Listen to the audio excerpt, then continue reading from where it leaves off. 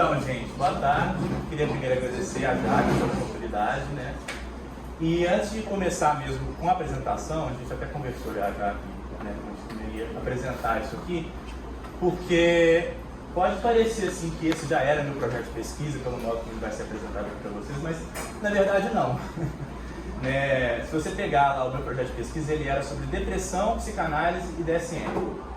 Essa apresentação que eu vou fazer aqui para vocês ela é sobre marxismo, divisão do trabalho e fenomenologia objetiva do Badiou. Então, assim, são duas coisas que parece que não tem nada a ver uma coisa com a outra.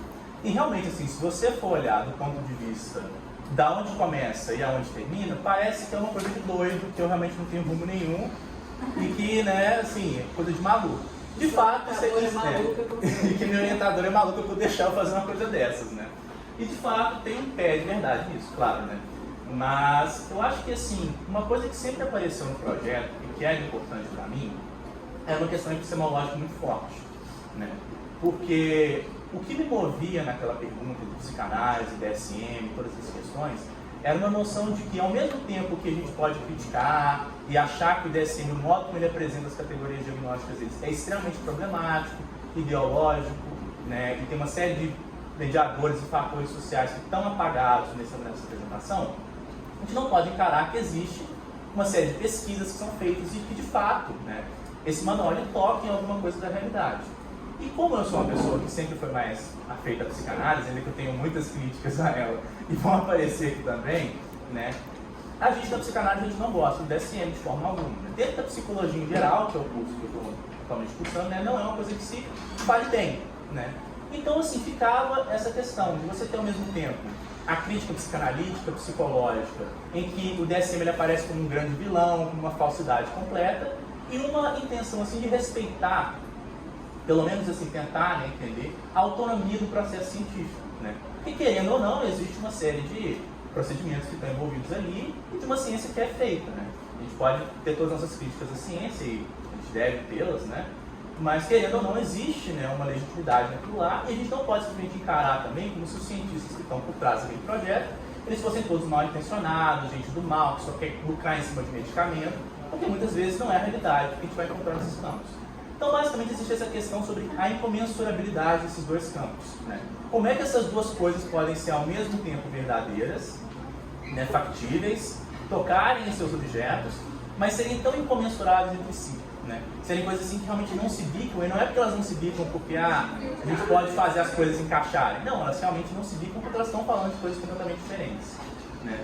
Então, se você parte desse ponto de vista, essa questão onde eu chego aqui, ela começa a fazer mais sentido. Talvez no meu projeto, no modo como eu apresento, ela não apareça como algo que é principal, é algo que é mais secundário, está lá presente, mas não é o essencial. Né? Mas à medida em que eu fui pesquisando e fui trabalhando, talvez isso tenha se tornado o principal motor das minhas perguntas, e daí talvez toda essa pergunta aiada, essa questão meio doida que vai vir aqui, que eu espero também que faça um pouco de sentido.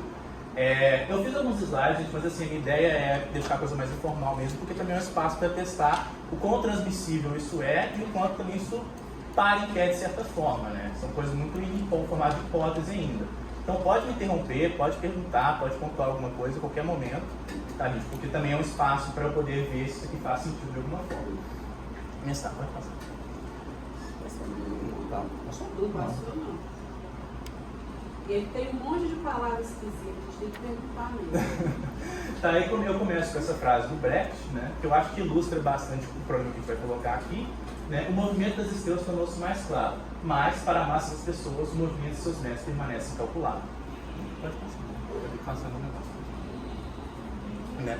Então a gente começa com a crise dos saberes no Capitaloceno. Esse termo Capitaloceno ele vem da Donna Haraway, né, que é uma filósofa, e ela utiliza esse termo ao invés de antropoceno porque ela quer destacar como que a relação entre humano e não humano, objetos e agentes, né, ela é composta a partir de um modo assim, muito central, que é o modo do capital. Daí ela tirar o foco do antropoceno, porque de certa forma o antropoceno é o humano, mas ele não é só restringido, né, constringido só pela ideia do capital. Quando a gente pensa em antropoceno, sempre vem aquela imagem negativa, né? Mas o que a Haraway quer fazer é que o antropoceno em si é uma questão muito mais de uma aliança que a gente faz, né, com a natureza, e que, portanto, seria um pouco errado assim, de determinar o antropoceno em si como um problema, então ela traz para o Capitaloceno. E aí tem uma frase do Althusser, que é essa que não se pode ver tudo de todos os lugares, porque eu acho que vai ter a ver com o que a gente vai discutir agora. Bom, esse diagrama aqui, eu vou explicar ele melhor, porque isso aqui é só uma confusão no início. Mas o que me motivou a pensar isso? Aquela pergunta anterior, né? Cada vez mais os saberes são especializados. Se você entra, por exemplo, num grupo de pesquisa para discutir o DSM, você vai ver um monte de pessoas que estão realmente interessadas ali e que estão discutindo termos também específicos. Então a pessoa ela vai falar sobre biologia, ela vai falar sobre biologia molecular, sobre coisas extremamente específicas. E aí quando a gente entra na psicanálise, acontece a mesma coisa. Né? Para quem assim, nunca teve contato com a psicanálise, né, com qualquer outra disciplina, quando você começa a aprender aquilo, é um choque completo. Porque você tem uma trama de conceitos tremenda, você tem uma série de questões, você tem uma série de modos de falar aquilo, você tem um modo de abordar o objeto completamente diferente. Né? Isso faz com que a gente pense que tem uma crise, né? Porque cada vez mais os saberes são especializados. E cada vez mais fica difícil a gente pensar como é que essas coisas podem fazer sentido juntas. Querendo ou não, a gente ainda tem na nossa cabeça e a gente tem que pensar como é que esses saberes comunicam. Só que se a gente tem cada vez mais saberes que parecem que não conversam de forma alguma, você coloca um psicanalista para conversar com um cientista, um neurocientista para ficar mais acirrada a disputa, vai sair briga e não vai sair diálogo comum nenhum? Mesmo dentro da física, por exemplo. É um exemplo ruim, porque eu não sou físico, então físicos me corrijam, mas dentro da própria física, né, a gente tem uma divisão muito acirrada entre física quântica e a física da relatividade, porque as coisas elas não são tão lineares assim. Você tem um corte muito grande, onde as duas coisas elas não conversam. Então, se dentro dos próprios saberes, esses próprios campos assim, especiais, que já dependem de uma série de fatores que você se quer entrar neles, para você começar a falar disso, você tem que fazer faculdade, mestrado, doutorado, para você começar a entrar na discussão do que seria a física. Você não pode chegar e falar assim, não, a física é isso, né? E aí fazer isso como se isso desse certo. Provavelmente você vai, se você tiver um grupo de pessoas que entendem de física, ser o palhaço, né? Aquela pessoa que está tentando falar alguma coisa, mas não consegue falar nada. Né? Mas ainda assim, a gente tem essa noção de que, querendo ou não, o que a física fala tem que estar de acordo com o que a matemática fala. Né? O que a biologia fala não pode contradizer completamente o que a física fala. Né? É um pouco estranho a gente pensar que, numa hora, a biologia fala uma coisa e isso não é científico, então, porque a física provou que isso é mentira. Né? Então, parece que quanto mais especializados os saberes ficam, mais difícil fica a gente pensar essa relação entre eles. E é mais ou menos essa ideia que está por trás dessa crise. A dona Haraway, né, que é muito de quem eu marco disse, ela tem uma frase, pode passar. Pode passar mais uma, depois a gente volta nisso. Né? Ela tem uma frase que é essa aqui, né? Sozinhos em nossos apartados tipos de expertise e experiência, nós, ao mesmo tempo, sabemos muito e muito pouco. E assim sucumbimos ao desespero e à esperança. Nenhuma dessas opções é uma atitude verdadeiramente sensível. Né? Então a ideia dela é essa, ela já abre esse livro dela, que é o Staying with the Trouble, né? Ficando com o problema, com essa questão. Olha, a gente tem saberes cada vez mais especializados, mais locais. Para você entrar numa discussão, você tem que fazer uma série de procedimentos, tem que fazer um mestrado, tem que fazer uma série de coisas. Parece que não existe diálogo possível, mas cada vez mais a tarefa que nos coloca, ela é global. Não só porque, hoje em dia, se a gente não consegue fazer essa transição de escala, pensar coisas fora da nossa localidade, a gente realmente perde muito. Ainda que a gente ganhe muito em detalhe daquele pedacinho do mundo que a gente está lá, a gente perde muito em termos de compreender as escalas mais gerais, né? Ainda que a gente tenha esse problema, a nossa intenção é realmente pensar uma coisa além. Não só porque é uma intenção nossa de pensar como as coisas funcionam em conjunto, mas como também o problema nosso é global. Né? E aqui, quando ela fala disso, ela está se referindo à crise climática. Né? Ela está falando que isso é um problema global que não tem como ser pensado, né, a partir só de você se localizar numa coisinha, fazer sua física e achar que isso basta. Ou a gente ficar só cada um só no seu cantinho, ninguém conversando com ninguém, ninguém pensando junto, né, e cada um produzindo as suas novidades para cada campo, mas sem que isso leve a outro lugar. Aí pode voltar. Uhum. E aí aqui foi um esqueminha, né, que eu roubei do Gabriel Tupinambá, eu adaptei ele bem de um livro dele, que é o Desejo de Psicanálise, mas que ele tenta, né, mais ou menos mapear isso de uma certa forma. Né. A gente tem um X aqui que seria um objeto qualquer, então mesmo quando a gente está falando de um mesmo objeto, dependendo do modo como você se relaciona com ele, quais são os mediadores sociais que estão envolvidos ali, né, aquele objeto vai aparecer para a gente de formas diferentes. Né? Por exemplo, né, a psique humana. Se você olhar ela de um ponto de vista neurológico, ela vai aparecer como uma série de circuitos e neurônios, e a gente fala só de serotonina, de não sei o que, a depressão é só serotonina.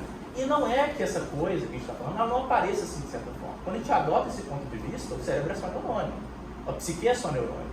Mas quando a gente adota um outro ponto de vista da psicanálise, a gente começa a ver que não. Tem a questão da linguagem que a gente não estava pensando ainda. Tem como que isso é banhado por uma série de relações sociais. Tem como que o sujeito aparece como aquilo que meio que rompe essa causalidade, de certa forma assim, maquínica, né, motora, que você só tem a mesma coisa repetindo e não tem ali uma espontaneidade, né, uma interrupção. Né?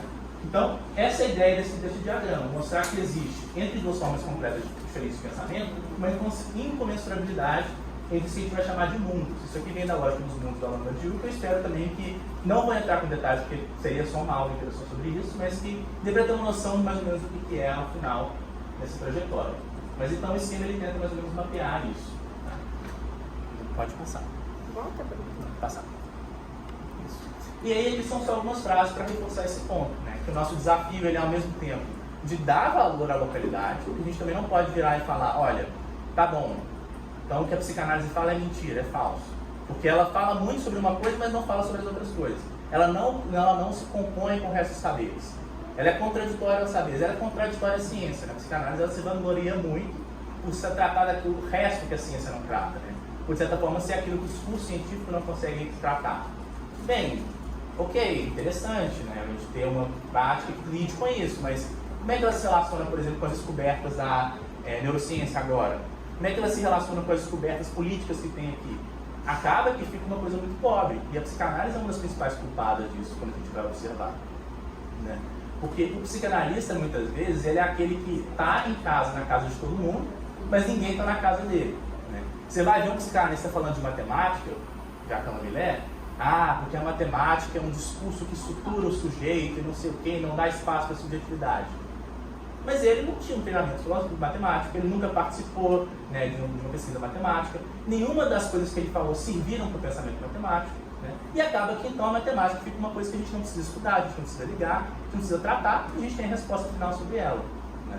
A mesma coisa com diversas das outras ciências, com a política. É muito comum você ouvir, né, principalmente aqueles mais conservadores, de que essa ideia de a gente mudar o mundo, isso é idealização.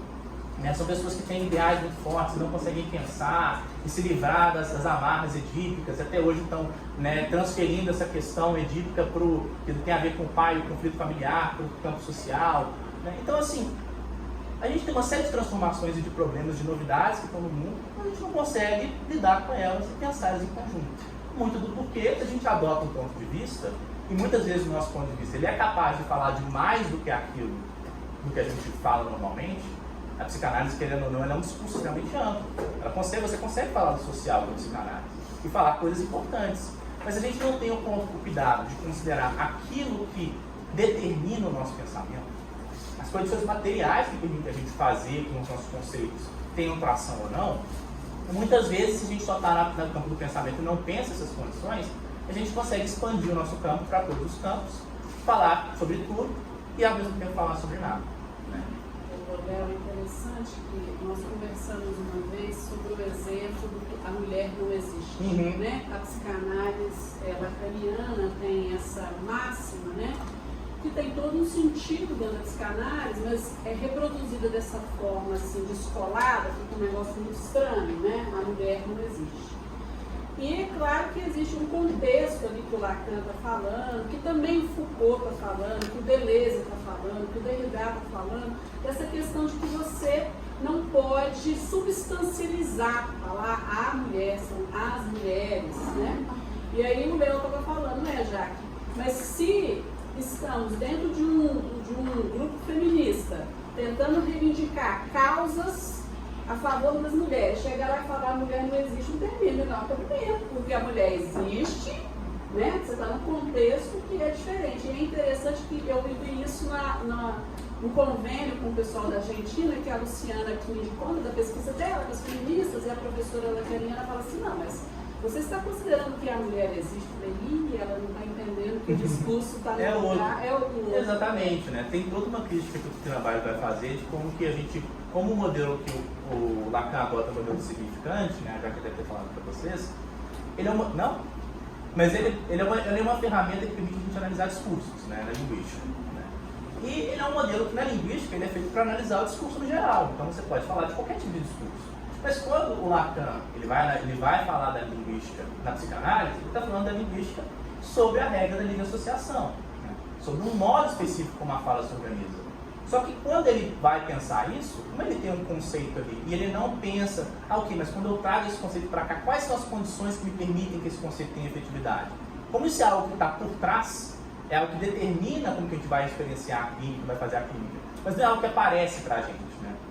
Isso é muito importante. A gente não faz isso porque a gente é do mal, gente, ou porque, né, a gente quer fingir as coisas, porque a gente quer falar de tudo. É porque essas coisas não aparecem pra gente. São aquilo que determina a nossa consciência, aquilo que determina os processos. Isso não é claro, não é reflexivo. A gente não olha para os mediadores que estão ali e fala, o que está me constrangendo aqui é o inconsciente, ou o que está me constrangendo aqui é a relação de classe. Isso não aparece dessa forma. Como a gente tem que fazer um esforço para adotar o ponto de vista onde se torne visível, a gente não faz esse esforço. A gente tem uma teoria que muitas vezes a gente consegue aplicar em vários lugares, e aí na medida em que esses buracos vão aparecendo, porque aparecem buracos, aparecem coisas assim que não cabem na nossa teoria, a gente vai criando, né, formas daquilo caber.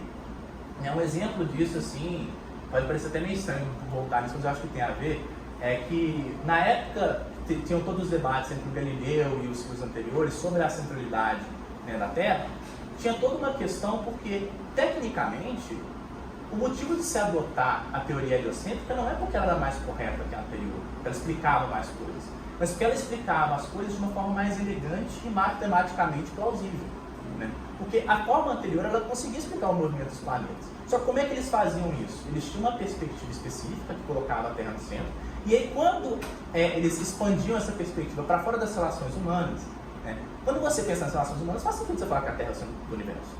De fato, a gente está vivendo aqui como se fosse o centro de quando não existisse nada lá fora. A gente não fica pensando em quasares, buracos negros, quando a gente está convivendo no nosso dia a dia. O que importa é a nossa vida aqui.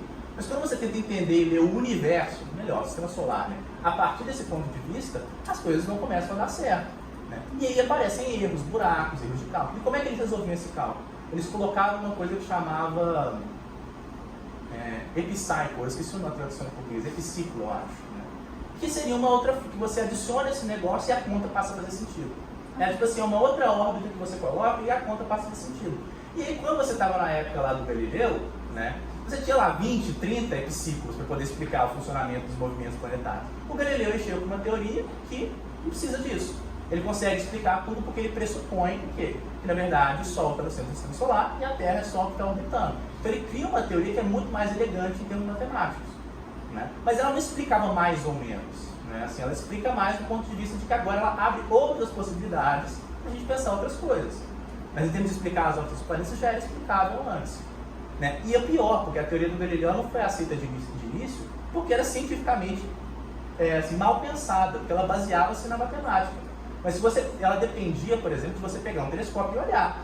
Só que o telescópio naquela época ele era impreciso, ele não era muito bom, a gente não entendia como ele funcionava. Então existiam sérios argumentos, sérios assim, né, para você desconsiderar a teoria do Galileu, porque ela pressupunha que os corpos celestes eram diferentes. Né? E que, por exemplo, o corpo celeste que estava na esfera supralunar, que existia uma dimensão aristotélica para aquilo, né, que falar de supralunar significa que aquilo é perfeito.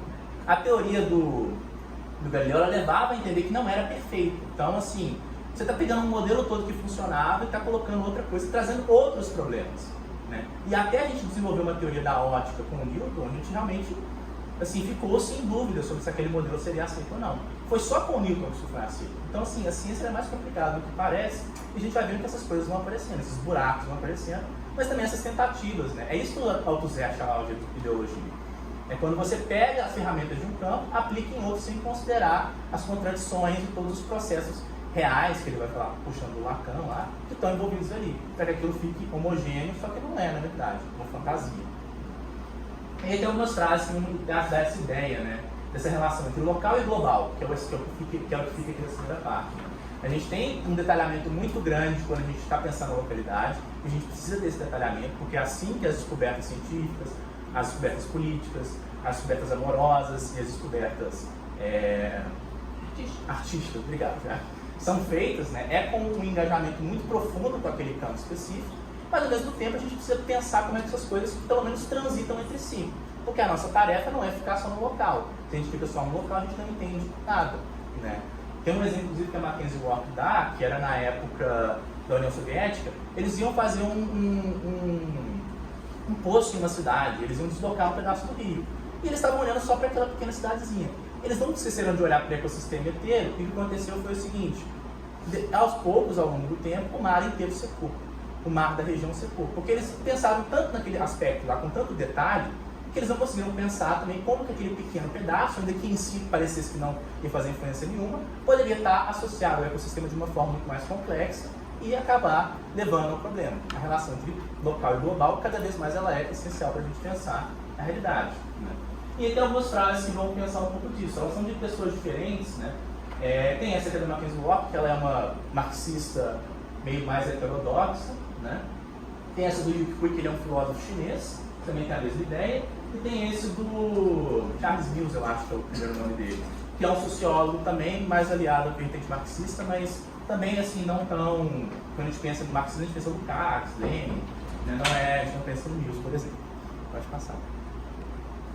E aí, eu queria pegar um exemplo de alguém que, em algum momento, começou a pensar isso de uma outra forma, né? Porque a questão da especialização, ela sempre foi um problema do marxismo, pelo menos.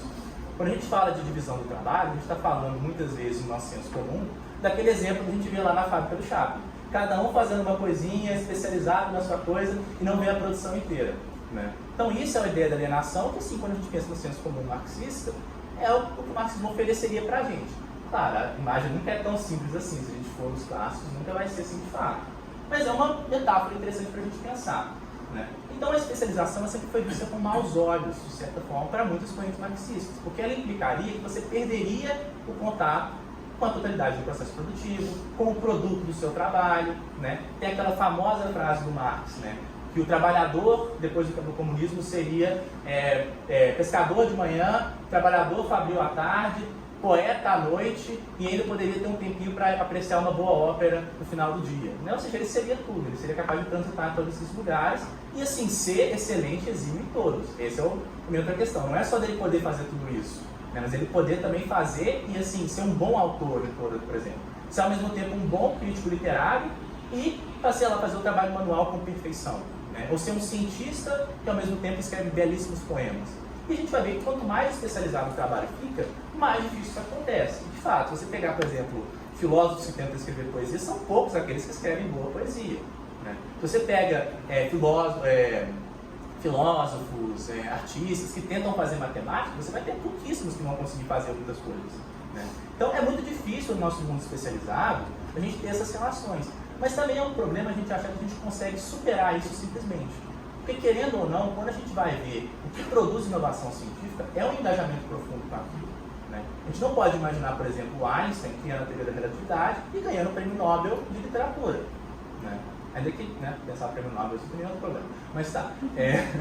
A gente não consegue imaginar isso porque, de fato, ele teve que se engajar tanto com aquela coisa que, ainda que ele leia muitos poemas, ele tem uma imaginação fértil, ele tem ali, né, um espaço para poesia na vida dele, ele fazer poesia como algo que vai trazer inovação para a poesia é algo que a gente realmente não consegue pensar. Porque o nível de engajamento que você tem que ter, hoje especialmente, para você começar a conversar, para você produzir novidade no seu campo, ele é tão alto que muitas vezes ele barra qualquer outra pessoa de fazer, de entrar naquela conversa para início de conversa, né?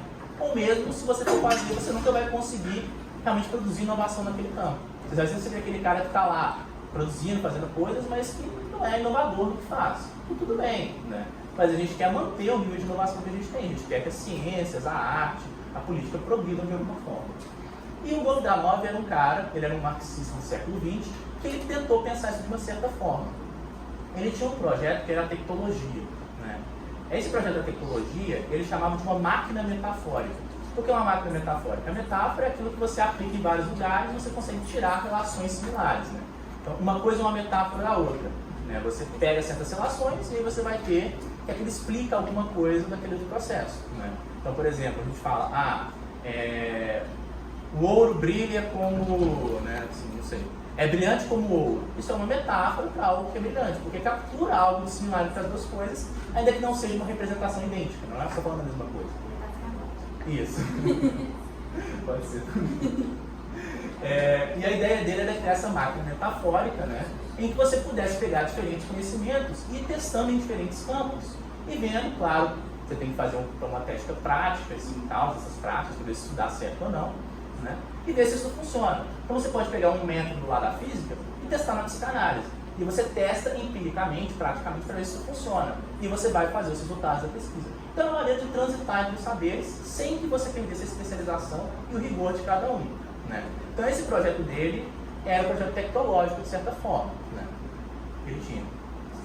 Você pode falar. Não, estou pensando na cibernética, É, da fenomenologia. de certa forma, o Bogdanov ele é precursor da teoria cibernética, teoria dos sistemas. Muita gente vê ele como um precursor dessas teorias.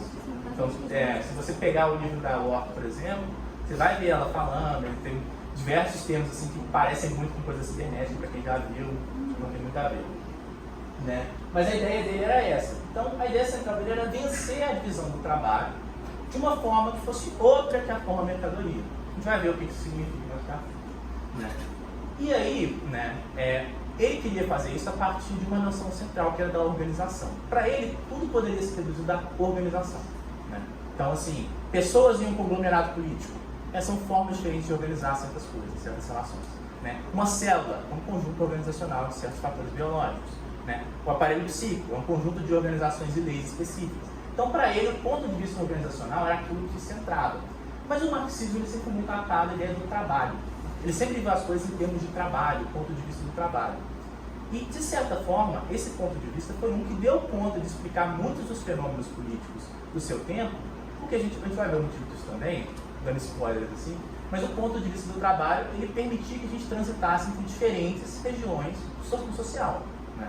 Você pode pensar várias coisas em termos de trabalho, só que a noção de trabalho do marxismo é muito específica. Ela envolve a alienação do trabalho, ela envolve um trabalho onde você tem um produto, ela envolve um trabalho que presume a natureza como passiva, né? Ela envolve diversas facetas assim, para o trabalho que caracterizam o tipo de trabalho que você está falando, né? Ela envolve a geração de mais valor e por aí.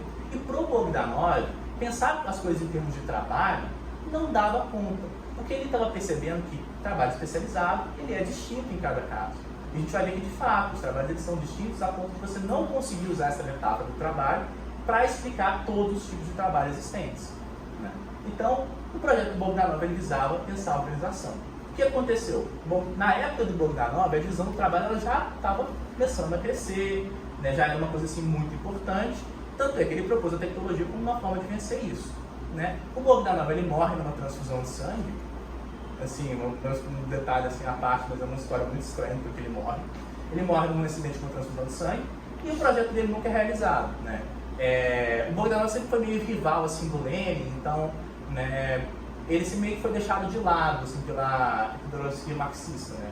Como ele era mais ortodoxia marxista, como ele era mais heterodoxo, né, muitas das ideias que ele propunha, de certa forma, não iam de acordo com alguns dos princípios que se tinha como base do marxismo naquela época, ele foi meio que deixando de lado e o projeto da tecnologia ficou soterrado por muito tempo, né? Hoje em dia volta a se falar da tecnologia porque, de novo, o desafio da especialização está aí e dessa vez cada vez mais gritante, né?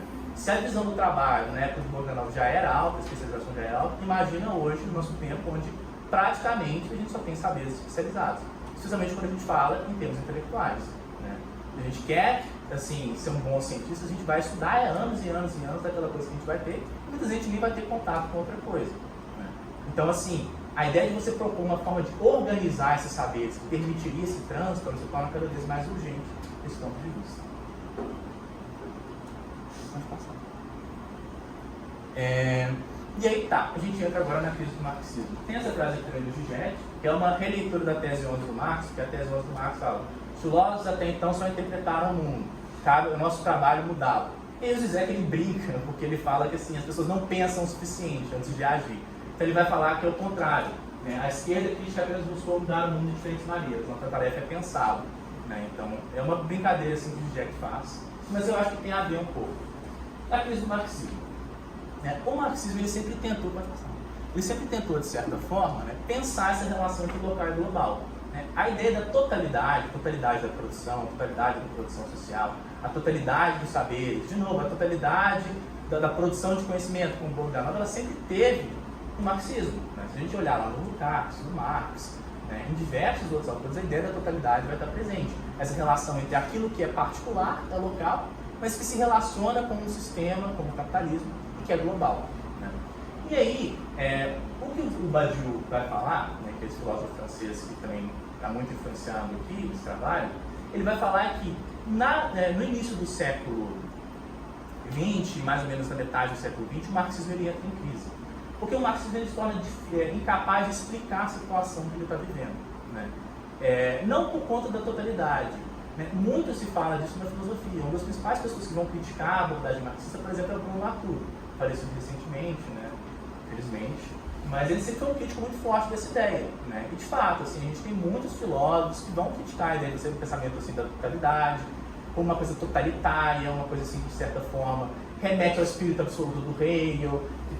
Para muitas pessoas falar de Hegel é problema. Então, assim, sempre foi muito criticada essa noção, né, da totalidade, que era uma coisa que estava presente, que era muito importante no marxismo. E, de fato, assim, o marxismo ele começa a travar em alguns momentos. Né? Você pensar as coisas em termos de uma sociedade de trabalho organizada homogeneamente, como a gente vai ver mais para frente, é um problema que hoje a gente coloca. Diversas categorias do marxismo parece que elas não funcionam. Muitas das vezes a gente fez a divisão social do trabalho, como aquele exemplo lá do Charlie Chaplin, né? Cada um é especializado. Se a gente vê que o trabalho intelectual, essa remontagem, onde cada um faz o mesmo processo, que a pessoa tem contato inteiro com o processo de produção, ele é impossível. Né? A gente tem que pensar numa outra forma de vencer a divisão social do trabalho. Né?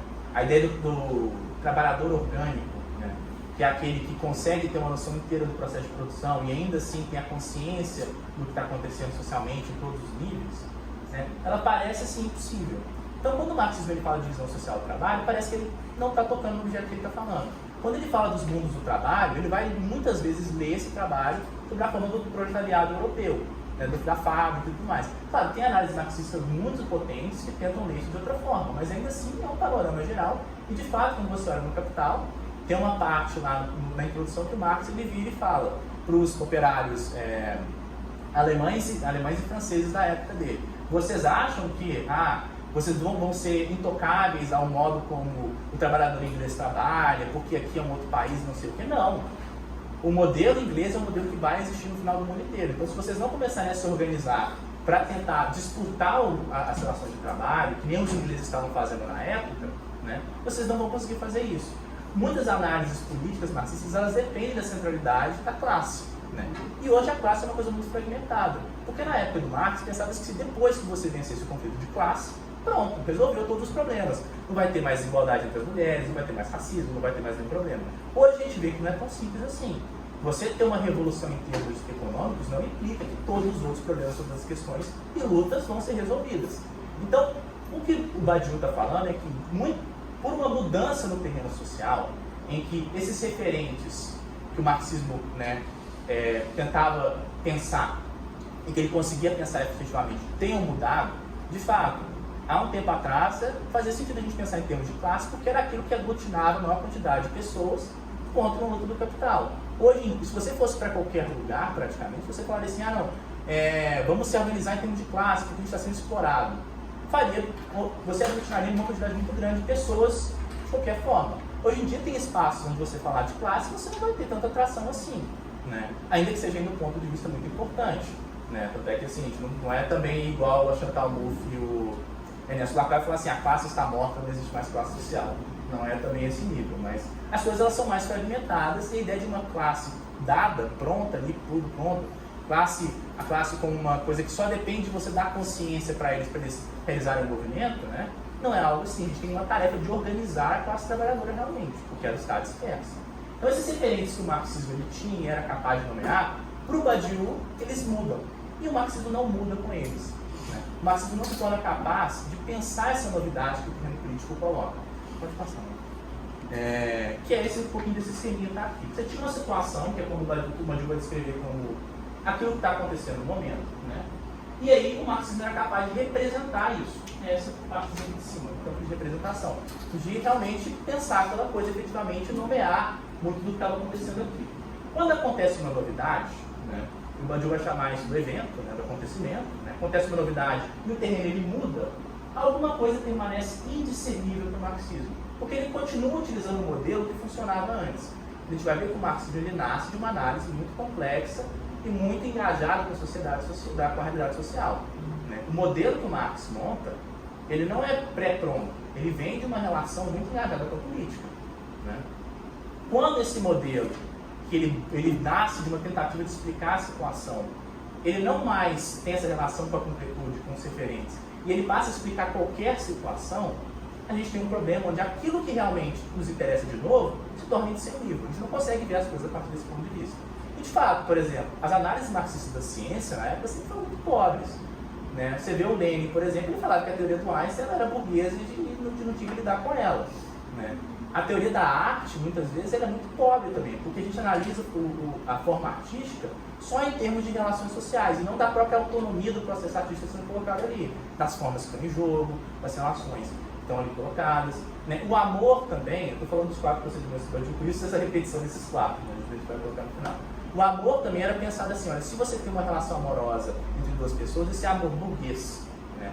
É a burguesia, né, mudando como o amor funciona. Né? Então, assim, muitas das vezes, certas análises de marxismo elas eram realmente muito pobres, como você pensava. Só que elas conseguiam tocar naquilo que a política trazia. Para o Badiou, o marxismo se torna, de certa forma, incapaz de fazer isso em um certo momento. Porque o terreno social muda. Né? Os referentes que existiam, eles não estão mais ali. E aí, quando o marxismo foi criado, a partir desses referentes, ele tenta falar algo de referentes que não estão mais ali, ele não consegue. Né? Só que aí tem um braço da filosofia que fala, não, o fato que a gente não tem conceitos, referentes, de que a política é um campo assim, meio que a parte de tudo, é o social, é aquilo que vai definir o que a filosofia, certos filósofos chamam de político. Então, para eles, isso aqui é bom. Para o Badiou, isso aqui é ruim. Porque para essa grama da filosofia, isso significa que a gente tem que acabar com o marxismo e é isso que a política tem que ser agora. Não é falar de coisa concreta, de referente concreto, não é. A política é esse campo de discurso, de discursividades e tudo mais, sem pensar em referentes concretos. Né? Então, assim, adeus marxismo e essa é a nova política, a política do político. Para o Badiou, isso ainda não dá conta, porque a gente não sai do problema de que a situação permanece indiscernível. Então, o que o Badiou propõe é assim, você continuar o pensamento marxista, mas agora alinhado com as novas situações. Né? Então, por isso ele vai chamar de uma crise do marxismo. Porque a crise é, ao mesmo tempo, um momento que mostra que o antigo não está dando certo, mas uma revelação de que, ao não dar certo, a possibilidade de algo novo. Então, para o Badiou, esse era um momento extremamente fértil. Ele não achava que ia estar decretando a morte do marxismo, mas que, na verdade, o marxismo tinha uma oportunidade de repensar os seus modelos para tentar melhor entender a realidade social. Tá. E aí, então, a gente vem para a explicação do porquê que essa situação mudou. A gente fala assim, a situação mudou, a situação mudou, a situação mudou. Né? Por que essa situação mudou? Qual que era essa situação? Bom, a gente tem uma tese, até de filósofos brasileiros, da filosofia crítica brasileira, Paulo Arantes, Sérgio Ferro, uma série de pessoas muito boas que fazem textos muito importantes, né? Que é a tese da periferização, que ela tenta exatamente lidar com esse novo terreno. Né? E como é que isso se dá? Pode pensar.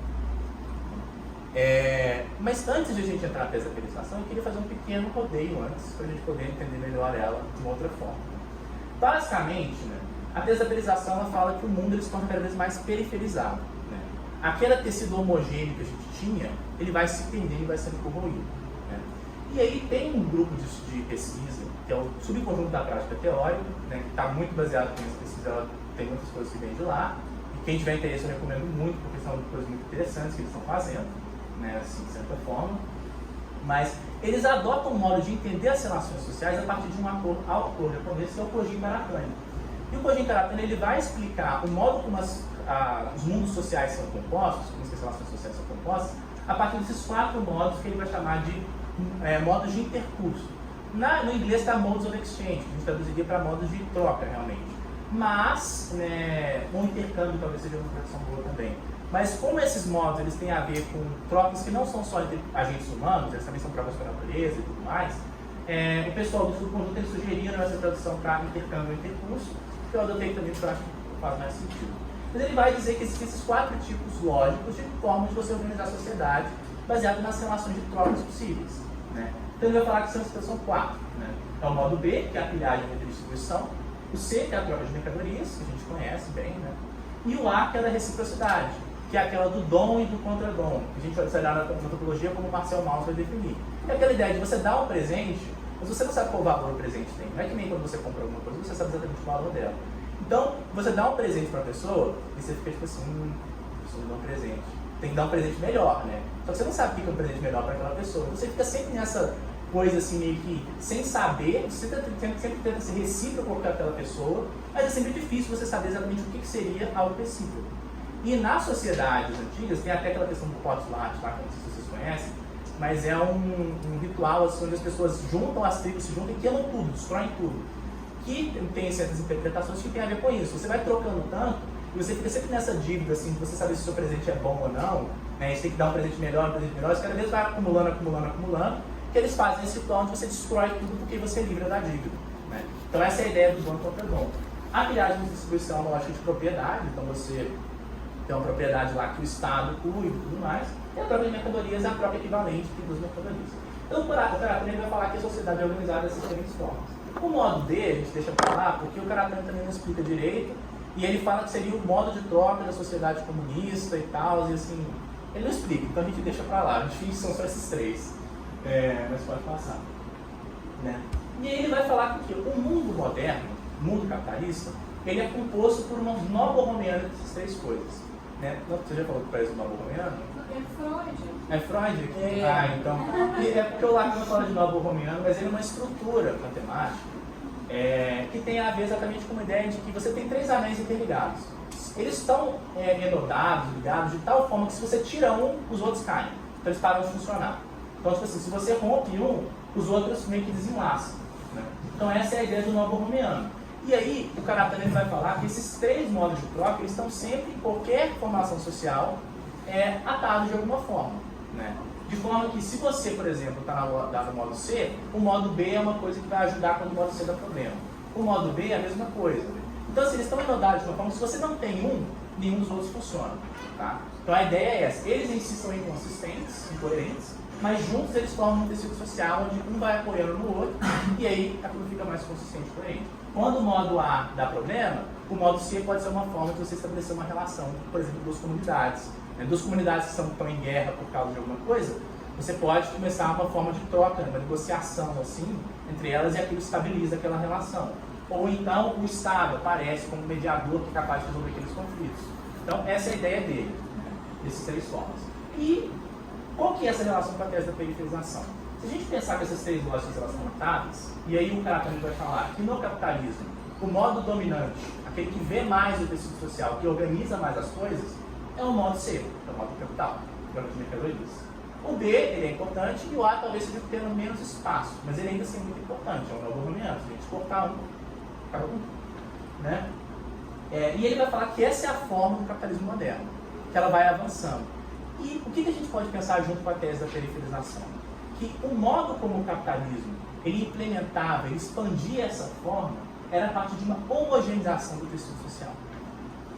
Isso traz a gente lá para o último capítulo do Capital, que é o capítulo da acumulação primitiva, que é quando Marx vai narrar o processo histórico pelo qual o capitalismo se fundou.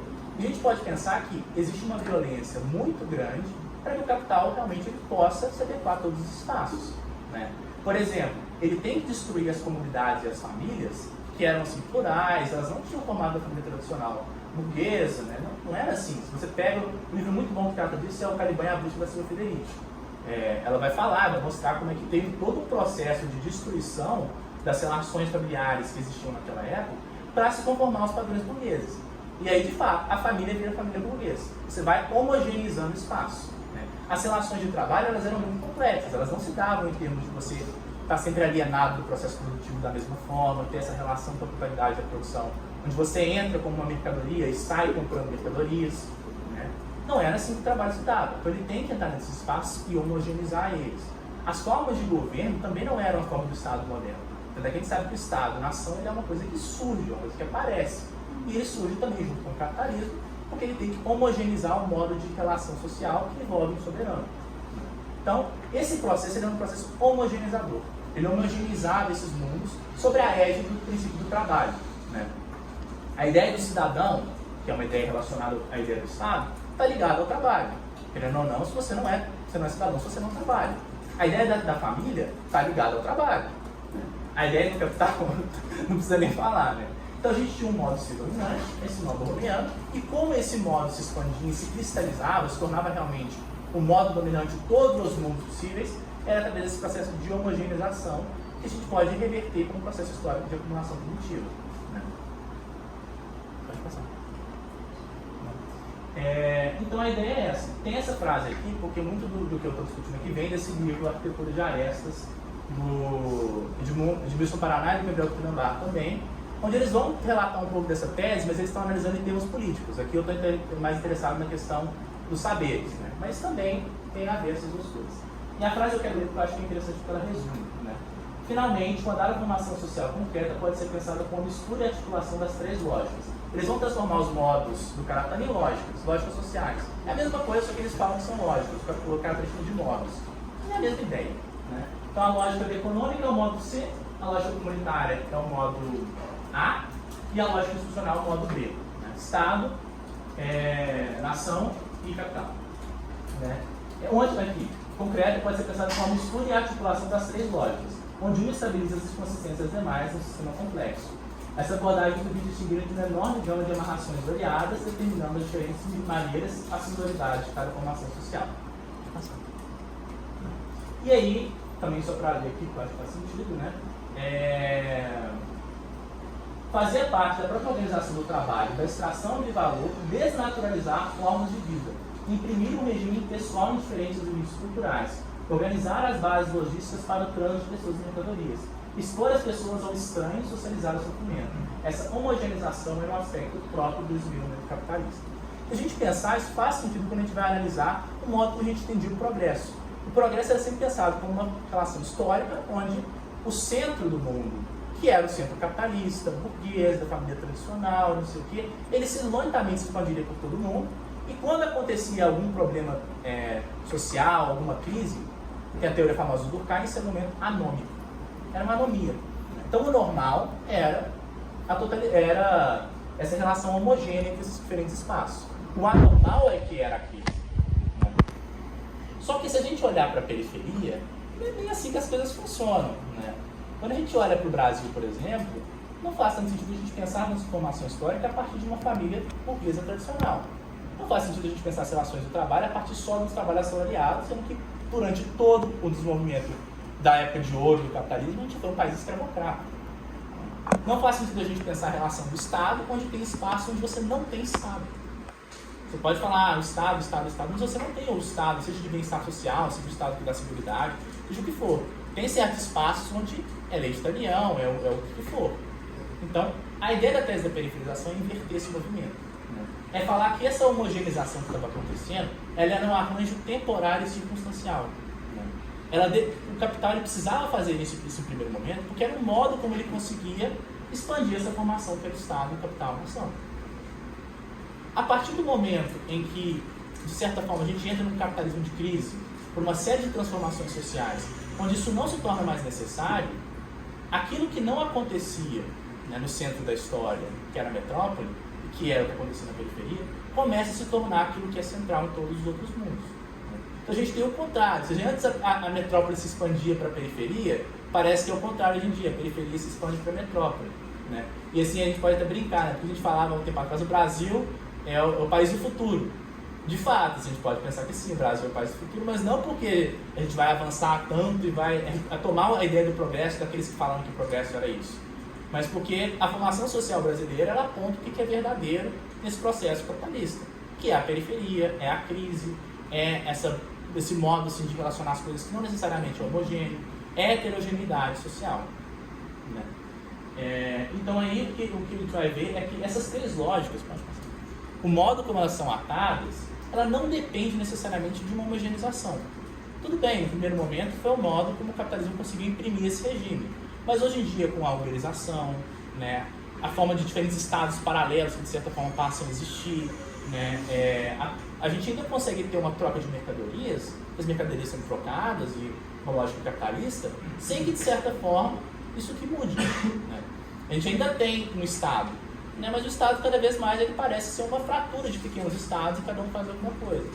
A gente tem ali, né, famílias, por exemplo, mas cada vez mais a gente vê que a formação social burguesa é extremamente problemática de dentro. A psicanálise pode contar isso pra gente, né? E como que a explosão no modo de como as famílias vão se compor tem a ver com também essa deshomogeneização do terreno social. Né? E isso aqui é só porque, para mostrar que esse novo romeno ele pode ser atado de outra forma, né? O Lacan ele tem essa ideia de que o novo romeno ele pode ser atado a partir de um quarto nó, né? Que seria o que ele vai chamar de sintoma. Né? E esse sintoma ele é uma forma que você não cai na disformia total, onde você não tem forma, onde você não tem uma certa estabilidade, né? Mas ele é sempre muito precário, ele nunca é um nó assim tão forte a ponto de que ele consiga manter uma estabilidade. Né? Se, por exemplo, a gente pode pensar o neurótico como aquele que tem momentos de crise, mas é estável no geral, e o psicótico como aquele que sempre está, a psicose ordinária, né, que vai ser chamado, como aquele que está sempre quase caindo, mas sempre fica ali na beirada para não cair, né, no surto, assim, a ideia do capitalismo periférico é a mesma coisa. Tá? Isso aqui está muito melhor explicado pelo Paulo Arantes, por todos os teóricos críticos brasileiros, mas é uma ideia que faz muito sentido, né? Porque, de fato, se a gente olhar para o nosso terreno social, ele é muito disforme. Né? E é algo que tem a ver com o modo como o capital passa a operar. A gente vai ver que a lógica da mercadoria ela não precisa de uma ideia homogênea do trabalho. Se isso parecia a um primeiro momento, é porque era o modo como o capitalismo se expandia. Mas ela precisa que os mundos sejam não fragmentados, que tudo seja coeso, perfeito e bonitinho? Não. Né? Que a gente tem essa égide do trabalho, como aquilo que vai colocar? Não. Né? Existem sérias operações assim, que vão permitir que a gente faça isso de outras formas. Tá, pode passar de novo. Tá, e essa parte que eu vou ir mais rápido, porque talvez seja a parte mais complexa e mais assim, talvez necessária. Mas a ideia central aqui é de que toda a noção do Marx, né, porque como é que fica o conceito de trabalho então? A gente falou que o marxismo ele não consegue mais pensar muitas das suas categorias, e a categoria fundamental do marxismo é o trabalho. A gente falou que o trabalho ele é pluralizado, né, ele não é uma coisa homogênea, onde você consegue analisar ele sempre pela mesma ótica do trabalho assalariado, né, do trabalho alienado, né, do trabalho onde você não tem acesso ao seu produto quando você acaba. Um exemplo disso, por exemplo, é o trabalho intelectual. Né? Você continua tendo o seu saber depois que ele é transformado em tecnologia e vai para a linha de produção. Então, assim, você não está alienado do produto do seu trabalho. Isso quebra com a ideia do trabalho do Marx? Algumas pessoas falando que sim. A gente vai ver que, na verdade, não, porque é mais complexo a relação. Né? O trabalho reprodutivo, por exemplo, que a Silvia Freire te dá, ele não é uma mercadoria direta. Né? O trabalho reprodutivo é o trabalho não pago que as mulheres fazem em casa. Toda a ideia da Silvia Freire é que esse é um trabalho escondido, que não aparece, exatamente porque ele não tem a forma de mercadoria. Muitas das vezes, a mulher que sustenta o lar, ela trabalha naquele lar, ela não recebe nada por isso, mas sem o trabalho dela, não teria como reproduzir a força de trabalho e o cara voltar a trabalhar. Então, trabalho não pago. Ele não tem a forma de mercadoria. Significa, então, que ele não é explorado? Que ele não tem uma relação com a totalidade da produção? Parece que se você adota essa visão de que o marxismo não consegue pensar mais nas coisas, ou de que o Marx ele, né, não sabia o que ele estava falando, né, parece que sim. A gente vai ver que na verdade não é bem isso. Para o Marx foi importante a noção entre trabalho concreto e trabalho abstrato. Né? Então você tem situações concretas de trabalho que são abstraídas. Né? Você vai ter diversos operadores lógicos, uma série de coisas que vão permitir com que as mercadorias, quando elas estão sendo trocadas, elas olham para o trabalho não em termos das relações concretas que você tem. É só a gente pensar. Quando você troca uma mercadoria pela outra, você não está trocando... Para você pode trocar pelo uso, mas o que define o valor dela, o que é central na análise da mercadoria do capital, é que ela é equivalente a uma outra. Para ela ser equivalente, nada que é concreto e singular daquela mercadoria pode ser aquilo que define o valor dela. Por exemplo, se você vai falar que um casaco ele tem o mesmo valor de um livro, não é porque o casaco é de linho e o livro é de papel. São coisas completamente que não fazem sentido. Falar que um tem o mesmo valor porque um é de uma coisa e outro é de outra. Você tem que abstrair daquilo que é mais singular, mais específico, para encontrar algo que é comum entre essas duas coisas. E para o Marx, isso é um trabalho. É o trabalho que é colocado. Mas, de novo, não é o trabalho concreto, o cara está lá batendo. É o trabalho socialmente necessário, que é uma relação total da sociedade. O trabalho é sempre aquilo que é colocado na mercadoria, que entra no processo da mercadoria, mas através de uma série de processos de trabalho e de uma abstração das características concretas daquele trabalho. Para a mercadoria, tanto faz o trabalho, de certa forma, ele é assim, subemprego, emprego, se ele é salário, se ele é trabalho reprodutivo, porque do ponto de vista da mercadoria, o que importa é que tenha valor ali. Se você olha na totalidade da produção, continua tendo valor. A gente vai negar que a gente é explorado? Teria que negar que a gente é explorado para a gente afirmar isso. A gente vai negar que quando a gente troca mercadorias, a gente está fazendo uma troca equivalente? Também teria que negar isso. Então, assim, a ideia central do Marx é demonstrar como que os trabalhos concretos dissolvem processos de abstrações que, do ponto de vista da mercadoria, né, você consegue ver o valor ali. É por isso que o Marx ele começa o Capital do ponto de vista da mercadoria. Ele começa com a mercadoria, ele fala a sociedade capitalista é uma sociedade definida por uma série de coleção de mercadorias. É isso que define a sociedade capitalista do Marx, no primeiro momento. Então, desde onde a gente tem que partir? Da mercadoria. E é para a mercadoria que a relação da equivalência aparece como um problema. Para a gente que compra, a gente vai lá, eu gosto desse livro, vou comprar, tenho dinheiro. Então a gente compra porque um livro parece interessante para a gente. Mas por que uma coisa equivale à outra? Por que elas têm o mesmo valor? Essa é uma pergunta que você tem que adotar do ponto de vista da mercadoria para você poder entender. Né? Do nosso ponto de vista, alienados, fetichizados que nós estamos, isso não aparece. Pode passar. Pode passar de novo. Essa parte aqui da abstração econômica ela é mais realmente assim, complexa e tal, e entra um pouco no fetichismo e tudo mais. Que assim, tem um texto, isso aqui é baseado num texto que eu escrevi. Quem tiver interesse, se quiser, eu posso mandar. Eu não sei porque eu escrevi isso em inglês, está muito confuso, muito mal escrito de certa forma, mas quem quiser posso mandar de qualquer forma. Mas pode passar. Então essas coisas todas aqui aparecem lá, mas não é tão essencial assim para a nossa discussão. Tá, mas a gente está falando do trabalho. Nem todo trabalho, então, ele é mercadoria. A gente está falando exatamente disso. O trabalho reprodutivo ele não é uma mercadoria diretamente. Como é que esses trabalhos que não são diretamente mercadorias, então eles ficam? Lembra que a gente falou da acumulação primitiva? Bom, o capitalismo ele tem que continuar a acumulação primitiva. Uma das teses centrais da Federici é que o processo de acumulação primitiva ele não para lá no século XIX, quando o capitalismo fabril ele se cristaliza. Ele permanece e continua com uma eterna violência que é necessária para conformar os espaços que não são necessariamente comodificados, que aceitam a forma mercadoria de livre espontânea vontade, né, a essa relação. O trabalho intelectual, por exemplo, de fato, ele não é, a princípio, uma mercadoria. Mas você tem uma operação de cercar esse trabalho, de colocar a pessoa num regime específico de produção, de colocar ela num regime específico de produção intelectual, dela ter um salário para poder continuar produzindo. E, muitas das vezes, no caso da ciência, por exemplo, esse trabalho, esse saber, ele transforma-se em uma tecnologia que vai atuar na reprodução do capital. Então, tem uma série de mecanismos onde você literalmente cerca. O saber ele nem sempre foi produzido em academias. Tanto é que você vê muita gente que está fora da academia, né, e que continua produzindo saber. Mas o saber acadêmico, muitas das vezes, ele tem uma função principal que é se adequar à forma mercadoria. E tem uma série de coisas materiais. A gente não está falando assim de coisa da cabeça, não.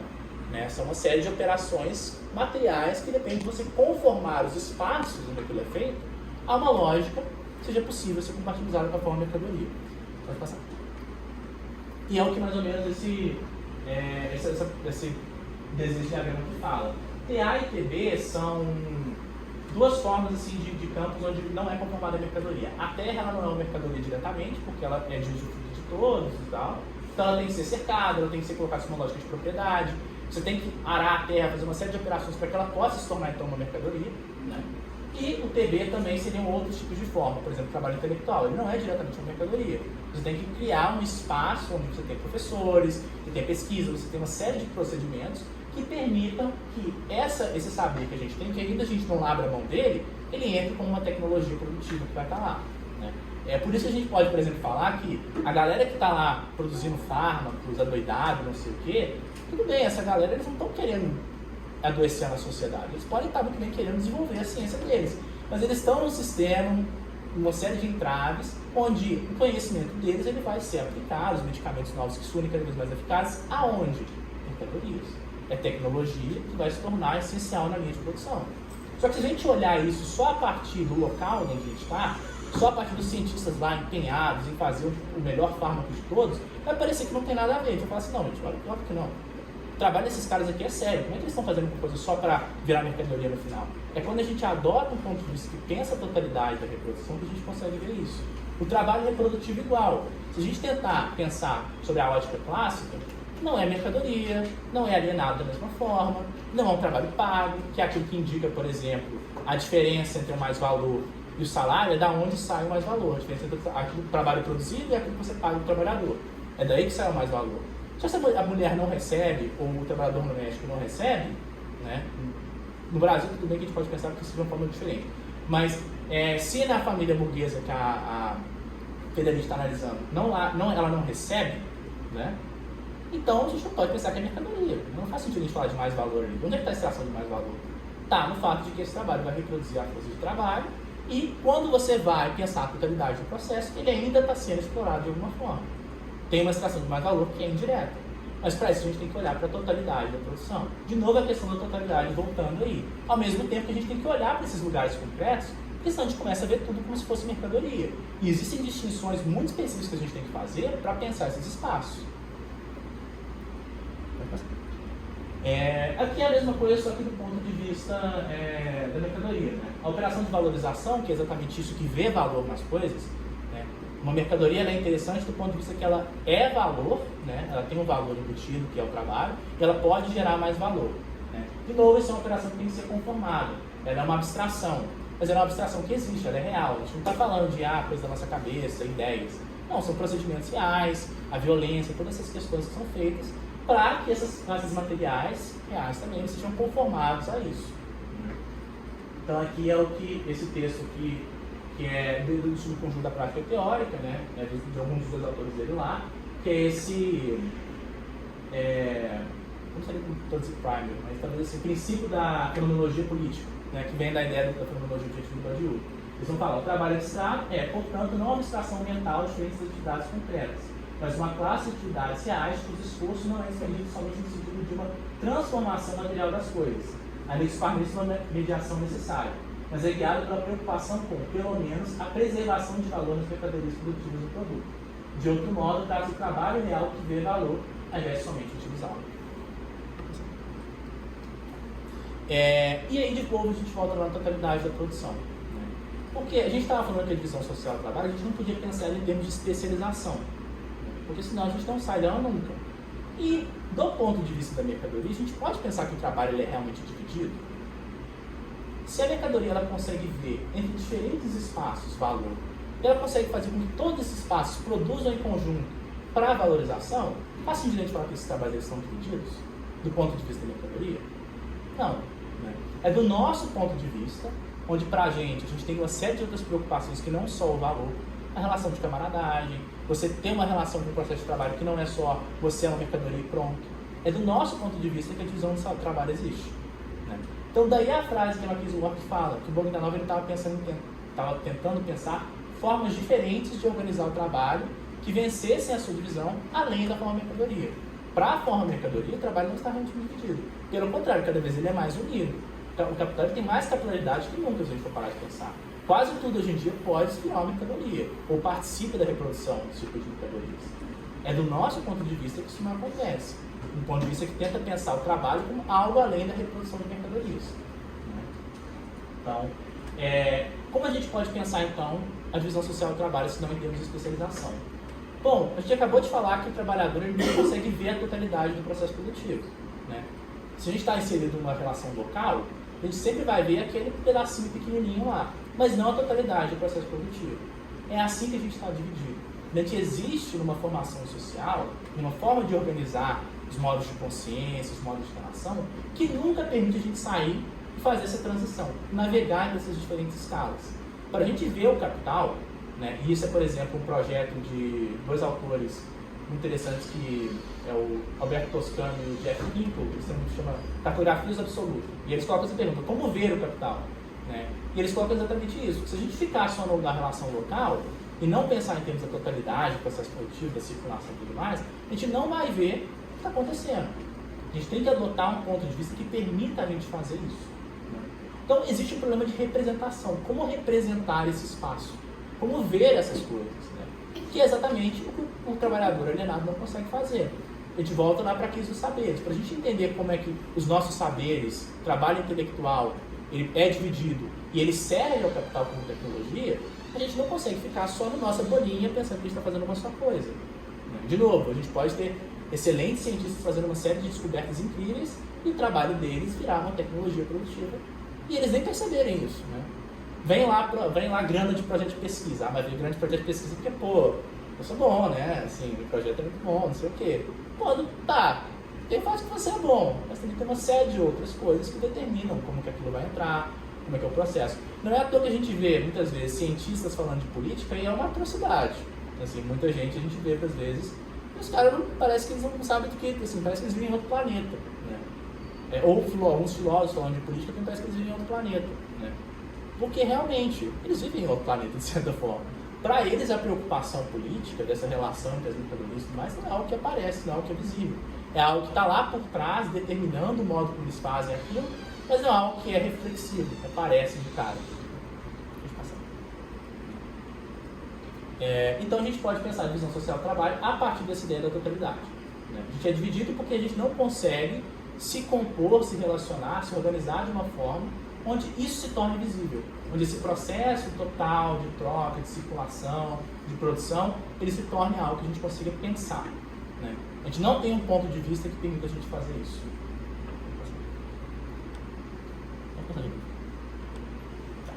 E aí agora, por último, é um pouco do que começa o texto, mas aparece aqui no final, que é isso. Porque existe um conceito que permite a gente traçar e mapear mais ou menos esse problema, que é esse problema representacional. Nós não conseguimos ver as coisas, né? A gente não consegue ver o capital. Não só no sentido de visualizar, assim, de olhar com os olhos, mas de representar. Se alguém pedir para você, desenhe o capitalismo aí, né? A gente vai ficar meio assim, tá? Vou desenhar um dinheirinho, né? Um cifrão, é bem isso, né? Então existe um problema que é uma deficiência na nossa capacidade de representar essa totalidade, né? E isso é algo que um outro filósofo, que é o Frederick Jameson, um crítico literário, marxista também, ele notou que era um problema lá na década de 80 já. Ele falava pra gente, olha, a gente está completamente desorientado, a gente não consegue relacionar no mundo, a gente não consegue representar o mundo que a gente vive, né? Se antes a gente conseguia fazer isso porque o tecido social ele era mais ou menos homogêneo, né? Então você pensava em termos de trabalho, você conseguia definir diversas relações, ver diversas coisas, né? Mas a partir do momento em que você tem o imperialismo, onde a escala a escala local e a escala global elas estão em crise, elas estão em conflito, né? Quando você pensa lá no britânico da época do Império Inglês, por que ele lia tanto jornal? Porque era o modo como ele conseguia meio que tapar o buraco que existia entre o fato de que a vida inteira dele, o chazinho que ele estava bebendo lá, que vinha da Índia, do trabalho escravo, não sei o que lá, dependia disso. E era algo que se ele andasse na rua batendo na baqueta dele, ele não ia ver, né? Então quanto maior, mais capitular o capitalismo fica, e mais anacrônico, mais heterogêneo, mais fragmentado a relação que ele põe no mundo fica, mais difícil fica a gente representar. Porque a escala que a gente tem é uma escala local. E ela pressupõe que o tecido é homogêneo, né? Quando a gente olha para uma sala de aula, a gente pressupõe que certas coisas são homogêneas entre a gente. Todo mundo aqui é estudante, está fazendo algumas coisas. É quando você começa a ver que as coisas não são tão homogêneas assim, né? Que, por exemplo, podem ter estudantes aqui que não cabem no nosso estereótipo de uma pessoa que está fazendo um programa de pós-graduação. Ou então, por exemplo, a gente começa a ver que certos espaços eles não são ocupados da mesma forma, né? Que não é um problema, é algo extremamente necessário, mas exatamente, a gente está vendo que do ponto de vista de quem sempre imaginou que tudo era a mesma coisa, ver o diferente de cara é uma coisa desorientadora, né? Então, assim, a ideia que o Jameson está passando é exatamente dessa. E ele tira esse conceito, ele vai chamar esse conceito de mapeamento cognitivo. É uma capacidade que a gente tem de mapear o espaço social. E ele vai falar que a gente perdeu essa capacidade que a gente tinha, porque de certa forma o capitalismo era homogêneo. Então se você pensasse as coisas em termos da sua experiência local, você estava pensando no outro lado do mundo. Era aquela ideia que a gente tinha, o progresso da história. Ah, o mundo vai ficar, todo mundo vai superar os problemas, a gente vai entrar numa relação de progresso. Querendo ou não, esse era um horizonte normativo que pelo menos na metrópole funcionava. Pra gente aqui do Brasil, isso sempre parecia uma coisa meio estranha, isso foi uma coisa meio desconfiada, né? Exatamente porque a gente é um país periférico. Mas do ponto de vista da metrópole, a ideia de que realmente o progresso histórico ele venceria todos os problemas e ele queria criar um mundo igual, era algo que estava muito presente e orientava o imaginário social. Né? Não é à toa que a gente chama o pós-modernismo uma época de desorientação, porque é uma mudança nesse terreno. Né?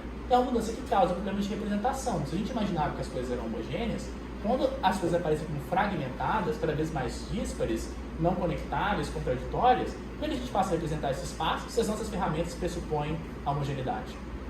Se as nossas ferramentas pressupõem que a relação que eu tenho aqui nessa sala ela vai ser muito parecida no futuro, pelo menos no futuro, com a relação que outros estudantes vão ter em outra sala. Os mundos de certa maneira vão ser todos iguais, são homogêneos entre si. Se o capital ele dá pra gente esse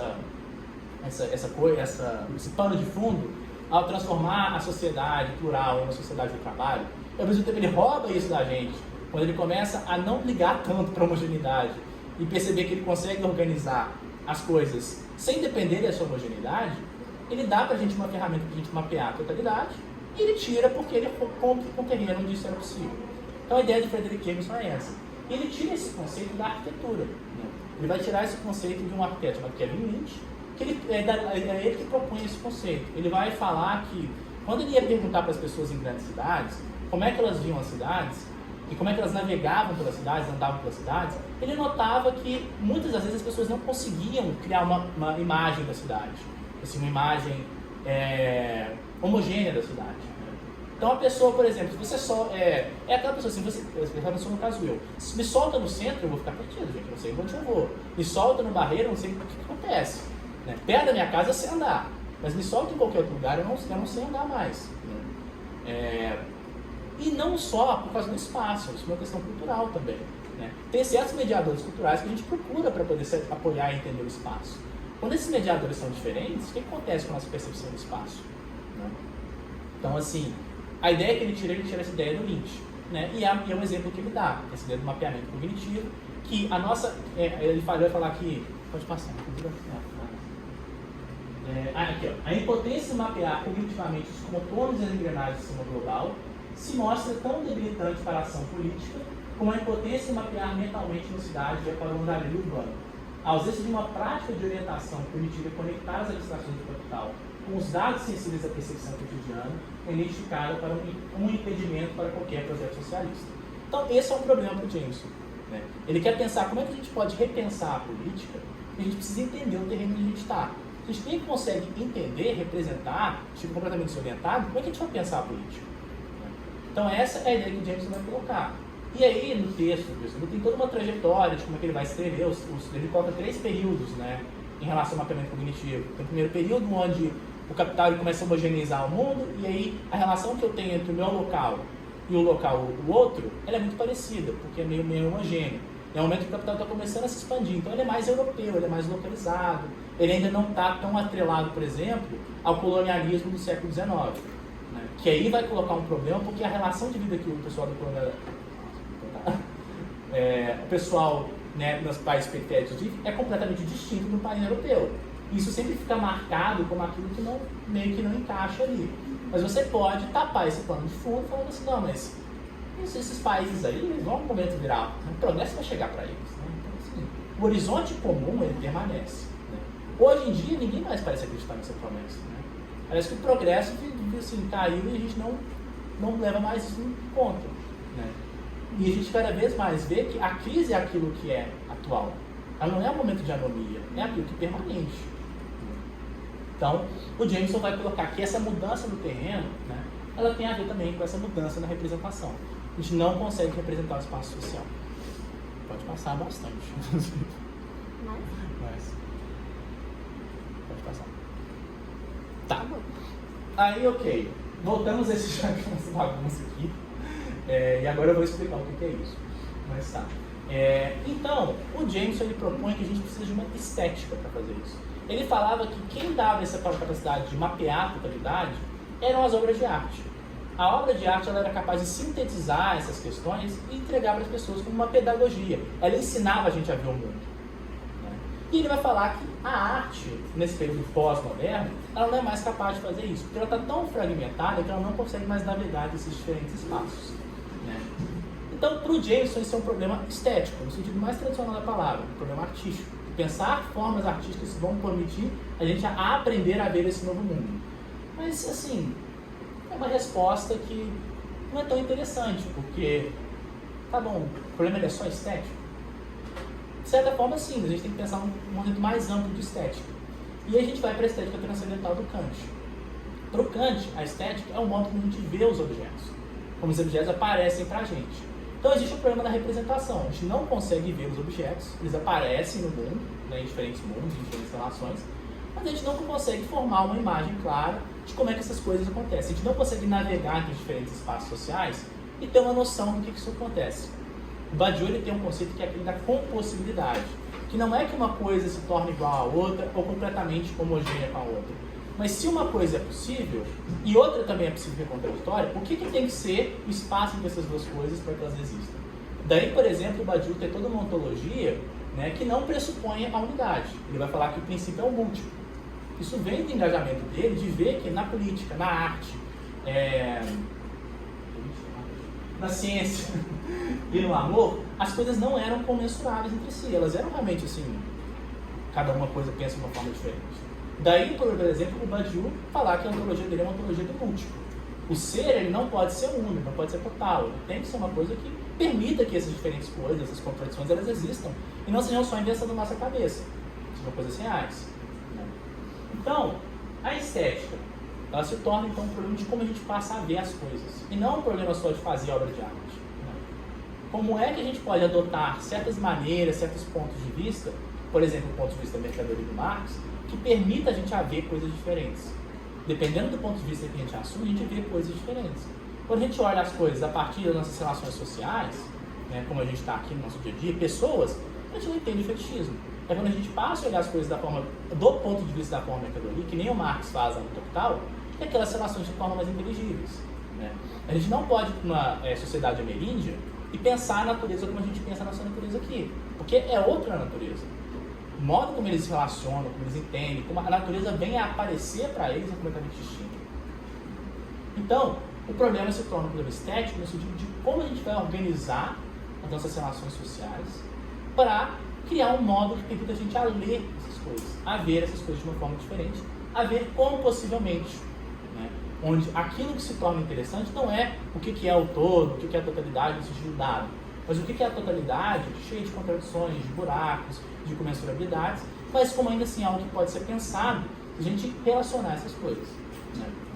Então esse sistema é de certa forma isso. Tá? Aqui embaixo a gente tem WC, que seria o mundo capitalista, que se expande ainda que fragmentariamente para todas as outras possibilidades de mundos existentes. Né? O Badiou vai falar que existem diferentes mundos, dependendo de como você compõe uma escala, de como você relaciona certas coisas, o mundo é diferente. Então, o capitalismo é aquilo que tem maior alcance nos mundos. Se você olhar do ponto de vista do capital, você vai conseguir ver mais coisas. Não significa que você vai ver tudo.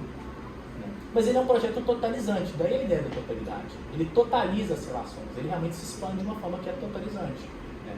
Daí o Jameson fala que a gente precisa de um processo que é capaz de pensar a totalidade. Porque o capitalismo ele é um movimento totalizante. Então, daí as setinhas ali e o WC é infinito porque são infinitos mundos. O Badiou são infinitos mundos, não tem uma restrição à quantidade de mundos que pode existir. Esses aqui são os procedimentos genéricos que o Badiou vai chamar. São os procedimentos que são capazes de engajar com a situação, com os mundos e extrair verdade deles. Né? A ideia da verdade do Badiou é muito específica também e caberia também muito mais trabalho sobre isso, mas a gente pode ficar por aqui. Né? E aí o que eu chamei de assim, não foi eu que chamei, mas é também lá do Subcurso da Prática Teórica, isso de ponto de vista comunista. Por que o ponto de vista comunista? Porque o Marx, quando ele vai lá no manifesto, ele vai falar pra gente que o comunismo ele não tem um partido, ele não tem um Estado, ele não tem um grupo social específico, ele é aquele grupo que, observando o movimento geral, é capaz de levar ele para frente e organizar. Então, assim, ele não é engraçado porque o Marx ele não define o comunismo de uma forma positiva. Ele não fala que o comunismo é. Ele fala que o comunismo não é, os comunistas não são, e aí ele fala, aquilo que eles não, a partir do que eles não são, que eles vão conseguir ser aquilo que eles precisam ser. Organizar a sociedade em termos das lutas que eles podem encontrar e encontrar o que é comum que é capaz de organizar essas lutas. Ainda que elas sejam incompatíveis entre si. Ainda que tiver alguma coisa que uma pessoa está falando aqui, não, ela está falando outra aqui. Parecem incompatíveis, mas pode ser que através de um processo organizativo, algo de comum seja construído. Então, assim, de novo, o ponto de vista político não é algo que está dado. É que nem o Jameson falou, ele é um projeto. Ele é um projeto de organização. E é aí que entra a divisão social do trabalho. Porque ele é um projeto que requer que a gente organize os modos de relação social, a gente cria realmente uma infraestrutura de pensamento em que isso se torne possível, em que os saberes se tornem possíveis. Mas é importante dizer que também o ponto de vista comunista, ele não deixa de ser um procedimento político. Né? Quando a gente fala em ver as coisas do ponto de vista comunista, a gente não está falando em ver as coisas em fazer ciência, em fazer amor, em fazer arte. A gente está falando em fazer política. E isso é importante porque o ponto de vista comunista ele é um filtro. Ele é aquilo que permite filtrar entre todos esses procedimentos que existem, aquilo que é relevante, importante e que pode informar a política como algo para compreender e mudar o mundo. Então daí ele está meio que assim, meio que pontilhado. Porque de fato ele não é um ponto de vista em si, ele não é a união de tudo aqui, ele não reúne isso tudo, se continuam processos autônomos que não, assim, a gente tem que manter a autonomia desses processos. Ele é um filtro que permite que a gente faça a política de outra forma, em que descobertas da arte, descobertas da ciência, descobertas do amor informem aquilo que a gente vai fazer na política. Permite a gente repensar o que a política tem que ser no nosso mundo atual. Mas sim que a gente, necessariamente, quando a gente faz política, a gente está fazendo amor, a gente está fazendo ciência, a gente está fazendo arte. E a mesma coisa do outro lado, né? A gente pode pensar que existem outros filtros também para a ciência, para a arte, para outras coisas, onde a política, por exemplo, se torna aquilo que vai informar, né, o modo como a gente vai fazer arte, como a gente vai fazer diversas coisas, mas não necessariamente vai dizer 100% o que é. E aí eu vou terminar nessa citação do Bourdieu, que é mais ou menos essa ideia. Né? Com essa modalidade descendente, que busca olhar a totalidade para cima, de certa forma, né? Assim, eu diria mais essa navegação. Ele fala de modalidade descendente porque ele está defendendo lá nesse livro dele, Permanência das Verdades, uma ideia de você pensar o absoluto a partir da matemática. Então, a gente pode pensar que com essa abordagem navegacional, né, o sujeito é capaz de explorar os diferentes tipos de trabalho por meio dos quais o animal humano atesta para o fato de que verdades absolutas podem ser imanentes em mundos heterogêneos às suas existências empíricas.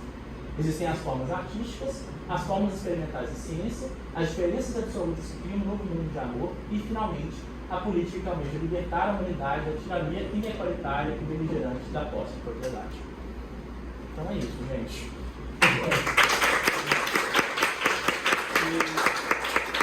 Agora eu queria realmente ouvir se isso fez sentido. Porque foi bem longo assim, mas se fez sentido, se deu para entender. Eu queria ver realmente a opinião de vocês agora, que eu acabei. Não é? É um fôlego, é uma capacidade de trabalho, de leitura, assim, impressionante. Nada. Eu notei várias coisas para conversar com você, mas vi que você também anotou. Gabriel, daqui a pouco tem um grupo de cinema. Você quer falar o que meu você merchan. É 5h30, não sei se vão poder, mas a gente está organizando 5. E aí Já sou mal. aí hoje é volta já. Você quer comentar alguma coisa da fala do Mel? Pode falar primeiro, eu tô. O meu é muito. O meu é muito. Vocês querem comentar? Se você não fala, você fala aí hoje. Eu tenho algumas questões, assim, eu acho que vai ser rápido. Assim. Primeiro, parabenizar mesmo. Obrigado. Eu acho que é uma discussão muito complexa, porque você começa trazendo essas reflexões epistemológicas, né? E você dá um salto para a teoria social, e eu ainda estava digerindo um pouco o que você estava falando sobre epistemologia, e, enfim, mas de toda forma manteve uma coerência. Assim. E eu fiquei pensando, mais a título assim, de comunicação, se essa questão da crise da especialização, que você se refere, se é uma questão que a gente poderia resolver apenas com uma abordagem interdisciplinar de comunicação entre as áreas de saberes, ou se não seria necessário uma proposta que eu acho que o Boaventura de Souza Santos traz, uma ecologia dos saberes que estaria disposto a dialogar para fora da academia com os saberes tradicionais, com outras cosmovisões. Eu acho assim, totalmente, sabe? Eu acho que assim, eu falei, talvez mais focando na crise do saber de sentido intelectual, porque é onde você mais sentido, eu sinto, assim. Mas a ideia de você pensar diferentes saberes, de pensar diferentes mundos como o Badiou, é que todo tipo de saber ele tem alguma legitimidade, desde que a gente consiga entender quais são os mediadores que compõem aquele tipo de saber. Então, de fato, a gente teria que pensar com os povos ameríndios, a gente teria que pensar muito para além. Eu não acho que é algo que se fecha dentro da academia, e quando eu acho que a gente fala de uma infraestrutura capaz de fazer isso, é assim, uma coisa infraestrutural no sentido assim, de relações econômicas e tudo mais, mas de modo de a gente trocar esses conhecimentos que vão para além das formas da academia. Então, eu acho que a forma da academia é uma forma assim, que permite a gente fazer muita coisa, é muito interessante, mas ela não é um modo assim, que abre a possibilidade de a gente ter esses diálogos transversais, respeitando a autonomia de cada campo. Né? Porque eu também não acho que seja assim, resolver um problema então, cada um dialoga entre si e não tem mais contradição. Não, as contradições permanecem, elas continuam existindo. É muito mais como você passa a entender a contradição como parte do saber, e como isso não significa que, porque é contraditório, né, necessariamente não há um modo de tornar aquilo inteligível.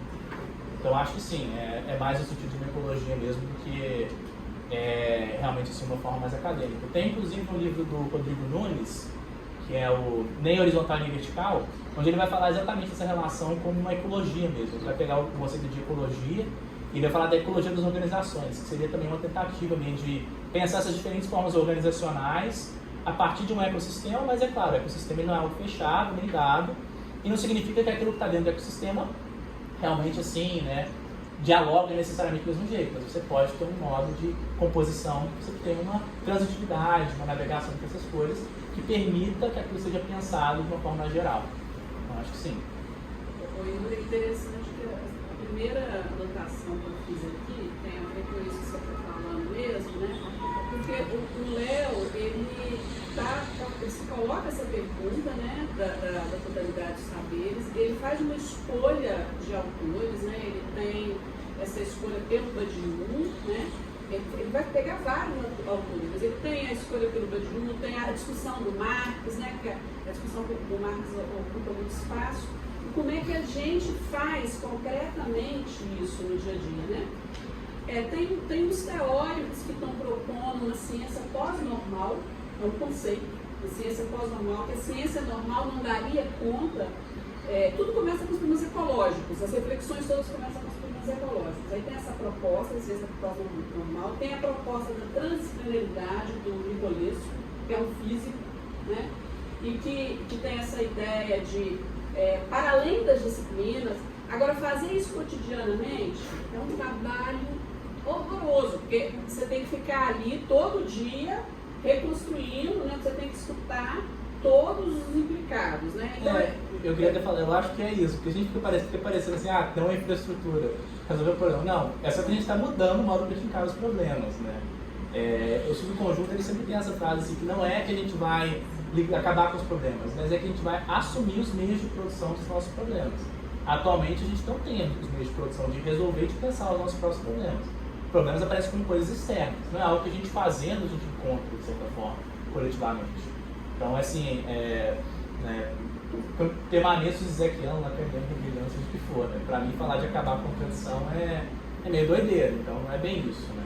Realmente, assim, um outro modo de relacionar essas coisas, de lidar com essas coisas que aparecem, eu também não acho que seja só porque existem contradições a gente não possa repensá-las de outra forma. Né?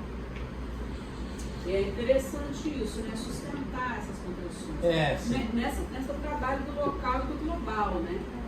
E aí eu fiquei pensando duas coisas. Primeiro, quando você usa os nós, e você usa o nó do sintoma, eu fiquei pensando assim, alguns autores usam a metáfora da esquizofrenia para pensar, usando a metáfora, como você colocou, né? A metáfora da esquizofrenia para pensar a nossa época. Então, quase caindo.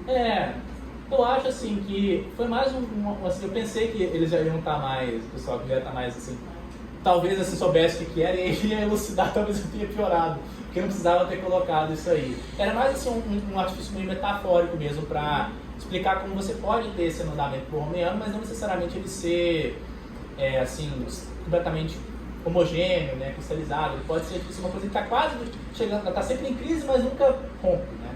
Que é mais ou menos a ideia do capitalismo de crise, da periferização, uma formação social que está sempre em crise. É sempre crise, problema, contradição. Parece que a coisa vai sempre... Parece que o fim do mundo é o dia seguinte. Sempre o fim do mundo é o dia seguinte, né? Mas, na verdade, não é.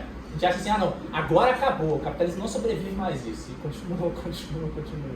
Né? Aquela tese que o Marx defendeu por um certo momento da vida dele, mas depois ele parou de defender, que era que ia haver uma crise que ia, pronto, acabar com o capitalismo e desandar de uma vez. Né? Por muito tempo teve essa noção de que existiria alguma crise que romperia por completo o sistema capitalista. Eu acho que hoje em dia a gente não consegue mais sustentar uma coisa dessa. Porque o que vai acabar com o sistema capitalista é quando o mundo acabar. E aí o mundo vai ter acabado pra gente, o mundo vai ter acabado pra tudo, né? Então é outra história. É interessante que tem um grupo chamado CALAS, é um grupo com financiamento alemão, que vem estudar a crise no Brasil, no México e em outra Colômbia. Muito interessante isso, né, de financiamento, depois a gente fala. Mas eu fiquei pensando em você, fiquei pensando na questão dos refugiados, da questão da desorientação, do mapeamento cognitivo, eu também anotei. Porque os refugiados se constitui um problema atual importante, né? Primeiro no Brasil, na Itália, mas o que se faz é que os refugiados, eles vivem, eles especificamente, essa questão A migração em geral, né? Você chegar num país que você não conhece absolutamente nada da língua, da cultura, da localização, da geografia. Então, uma adaptação que faz para isso é a PLAC, que é o ensino da língua portuguesa como língua de acolhimento. Que eles fazem tipo, o mapeamento cognitivo da cidade, o mapeamento cognitivo da cultura e o ensino disso além do ensino da língua. Então, é uma maneira de amenizar a situação, mas continua. Eu acho assim que teve até há um tempo atrás, né, que falam que assim, o Badiou e o Zizek eles eram muito amigos, né, nas décadas de 10 e tal, e hoje em dia eles são meio ligados. Ele era orientador do Zizek. Eu não sei se... Acho que era. Ele fez a tese de doutorado dele foi com o Miller, que ele fez o Hegel mais sublime dos histéricos, era o título do livro, que depois virou o sublime objeto da ideologia, né. Aí eu não sei, assim, eu acho que eles, por um tempo eles lecionaram no início juntos, eu não sei se eles ainda lecionam juntos lá, mas assim, eles sempre, né, tipo, foram muito próximos, né, e aí hoje em dia o Zizek ele não tá mais na praia do Badiou não, ele tá nas deles lá, mas também tem umas deles também que são meio, não sei, o Zizek tem as maluquices que ele inventa, mas na época que tava tendo a explosão dos refugiados, né, com as guerras do início da década, né, teve um conflito muito marcado entre os dois, porque, de certa forma, o Badiou ele defendia que os refugiados, a gente tinha que pensar os refugiados como um ponto muito importante de como que organizar, né, a luta anticapitalista, né, que ali seria o ponto central. O Zizek não concordava com essa tese. Muito porque a condição de desorientado do refugiado, ela revela um pouco da nossa também, mas que a gente mascara, né? De certa forma, a gente está sempre meio que desorientado na nossa própria terra, né? E os refugiados, quando eles vêm para cá, eles revelam isso, né? Eles explodem isso, de certa forma, Eu acho que revela muita questão da alienação. Sim. Porque, tipo assim, o fato da gente, tecnicamente, não estar desorientado em Belo Horizonte, é porque a gente é alienado em Belo Horizonte. Exatamente. Então, quando a gente sai, a gente sai dessa homeostase, né? A gente sai do ciclo que a gente está vivendo. É assim, explodiu um problema na nossa cara, né? Então acho que tem um pouco disso também, mas eu não me arriscaria a comentar mais, porque não sei. Mas porque dá uma conexão não falar besteira também. Mas então a gente tem que navegar no comum. Eu não diria, E vai o tempo todo construir. eu diria que assim, é construir, é pensar um comum, né? É navegar para tentar pensar um comum. Mas eu acho assim que eu acho que o comum é algo que a gente vai sempre construindo, né? Eu acho que nunca é algo dado, né? Eu acho que essa é a lição assim, que o Badiou tenta passar, é que o comum ele nunca é dado, né? Ele é sempre algo que é construído a partir de uma série de processos, de envolvimento, de organização. A teoria do Badiou da organização, de certa forma, é isso, né? Tanto é que para o Badiou o sujeito ele é sempre coletivo, independente de cada um dos quatro procedimentos, né? No amor ele é sempre a dois, na ciência ele é sempre uma comunidade científica, então o pensamento científico como um todo. Na política é sempre o coletivo político, né? O partido, o movimento, seja o que for, né? Os refugiados que se organizam para pensar alguma coisa e protestar, né? E na arte também sempre é o movimento artístico como um todo, a vanguarda, seja o que for. Então para o Badiou sempre são questões coletivas em que você vai construindo e pensando a partir do acontecimento uma verdade que se torna coletiva, que permite, né, essa comunalização de certa forma. Mas a arte, ainda que ela não consegue, a arte pós-moderna, mapear, ela ainda é um... Não, ela é fantástica, né? Mas eu acho que é muito engraçado. A arte não é fantástica? E inclusive tem uma coisa muito engraçada, porque um dos autores pós-modernistas que eu acho mais interessante, que é muito famoso, é o Thomas Pynchon, né? E o Badiou, ele vai falar, o Badiou não, o Jameson, ele vai falar que uma marca dessa desorientação é que a ideia da conspiração ela volta muito forte. Que ele vai chamar de um mapeamento cognitivo pobre. Porque você não consegue realmente pensar, né, as relações de totalidade e tudo mais, mas você tem uma noção de que tem uma totalidade, que as coisas estão, de certa forma, assim, né, unidas ainda de modo fragmentar, estranho e heterogêneo. Né? Então você não tem uma certa representação que permita você realmente entender aquele espaço, mas você tenta fazer isso de alguma forma. E é realmente assim, interessante como que os livros do Thomas Pynchon são muito paranoicos e conspiracionistas, né? São livros assim onde tem ideia de conspiração para tudo quanto é canto, né? E a estrutura do livro é meio assim uma paranoia conspiracionista também, que tem a ver com isso, né? Eu não diria que é uma coisa geral da obra, assim, mas é de toda a obra pós-modernista, também não saberia dizer, mas pelo menos no caso do Pynchon é um exemplo assim que até casa com o que o Jameson está falando. E a geografia? Então, qual o seu nome? Eu concordo demais com a sua colocação, porque a produção científica é muito narcísica, né? Ela fica limitada ao nível acadêmico e convencional. A gente não consegue se aproximar disso. De modo geral, a sociedade não se aproxima disso. Isso me causa grande aflição, porque quando é falado de ciência, é falado de uma forma muito técnica. Tem até um protocolo que foi feito para o protocolo de Nagoya, de 2010, que tem a ver com a ODS, que são os Objetivos de Desenvolvimento Sustentável. E eles tentam aproximar o conhecimento de povos locais da academia. Foi justamente o que você falou. Então, existe essa proposta por parte da ONU, só que essa proposta não está vindo. Justamente porque são dois universos muito distantes. Você teria que adotar o ponto de vista dos americanos para poder fazer isso. Exatamente. E aí sendo possível navegar nessas duas coisas. Sem pressupor que elas vão casar também, são mundos diferentes, né? Vai evitar que os dois fiquem a mesma coisa. É de 2010, sabe? Chamado de protocolo de Nagoya. E com relação aos refugiados, que eu gosto mais também, por mais que tenha essa certa desorientação, sabe? Que hoje os refugiados buscam, sobretudo, os países que eles têm uma identificação cultural. E justamente por uma rejeição muito grande. Isso aconteceu em relação aos venezuelanos aqui, todo mundo estava achando que os venezuelanos buscavam apenas o Brasil. Eu nem sei se é correto falar de refugiado venezuelano, porque é melhor falar do termo deslocado, porque alguns cientistas políticos discordam do termo refugiado para venezuelanos.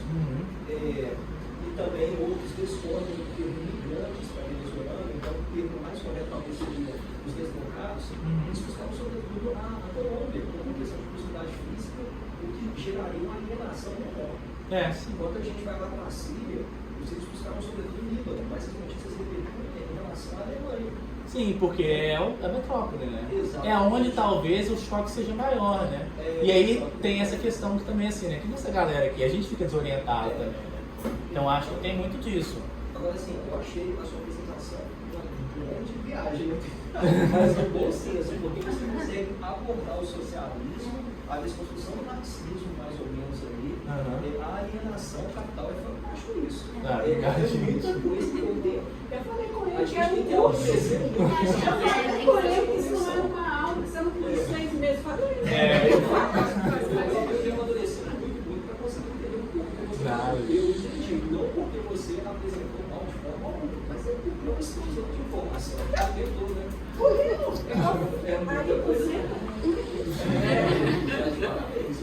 Com isso você consegue sistematizar. Deu um trabalhinho de... E o que eu acho incrível são esses links, sabe? Os links que falam da ciência, você consegue fazer, sabe? Eu acho que é muito disso, o conhecimento é conectado, sabe? Você não tem informação. Eu acho que assim, foi apanhar uns 3 meses para saber como é que eu conectava essas coisas também quando eu estava escrevendo. Que eu lembro que eu falei com a Jaque que eu reescrevi esse texto umas 5, 6 vezes. Quando eu comecei assim, com a ideia, assim, eu não sabia por onde que eu começava. Eu falei assim, gente, vai ser uma confusão isso. Aí eu meio que fui encontrando uma maneira melhor de apresentar isso e acho que começou a fazer mais sentido também para mim à medida que isso foi sendo feito. A gente começa na confusão, né? Olha o Freud aí. Depois que eu pai de outro, eu já estava dando uma olhada, e eu vi que o professor Alan parece muito interessante. Tem, é o Elogio ao Amor, Eu nunca li não, mas fala que é muito bacana. Tem os livros dele sobre cada procedimento, tem o Autonomia do Processo Artístico, que é sobre a arte, Tem 2 de matemática, que o Badiou adora matemática, que é o Número e Números, não sei se está traduzido, e tem o Matemáticas do Transcendental também. E de política tem esse, a política pode ser pensada, e tem também os textos dele de intervenção, né? Que tá com um pouco disso. Isso vai naquela questão de alguém fora do seu lugar também, porque ele é marroquino, É. né? E ele foi lá na França, né? É, ele era marroquino, ele meio que foi expulso da França. Ele é marroquino, né? Porque eu confundi.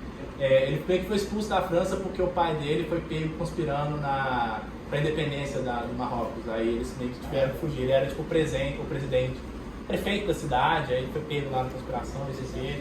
Aí ele teve que fugir. Sim, eu acho que é muito interessante que a filosofia francesa, né? Tem muita gente que é fora do lugar, né? O próprio Derrida, de certa forma, também. E no Derrida isso parece muito, esse fora do lugar, né? É muito bacana esse modo como ele trabalha isso. No estrangeiro, para ele é uma categoria muito importante. Eu diria assim que para o Badiou talvez não seja uma categoria tão primitiva, assim, tão primeira como pro Derrida, né? Mas ele também eu acho que a questão colonial para ele é muito importante. Assim, tem até um podcast muito interessante que fala sobre o primeiro livro dele, assim, que ele vai chamar a tetralogia, que é o Teoria do Sujeito, que são 2 autores que são os estudiosos do Badiou, e eles vão meio que decompondo assim todo o background assim, né, do livro, né, que eu falando assim, tem a ver com o engajamento dele na política, tem a ver com o engajamento dele com os movimentos dos 100 papéis assim, dos imigrantes na França na época, na década de 80.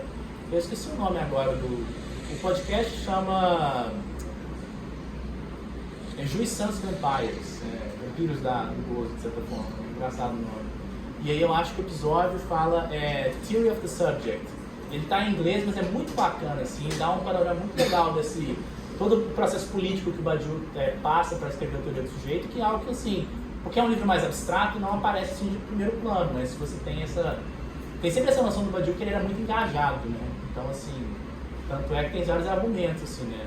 Quanto à questão de engajamento nele, que é uma questão muito importante desde o início. É muito bacana também, acho bem legal esse podcast, inclusive. Dá uma boa entrada, assim, né? Pra gente contar, né? Com 5 horas, muito obrigada. Obrigada a vocês. Eu que agradeço.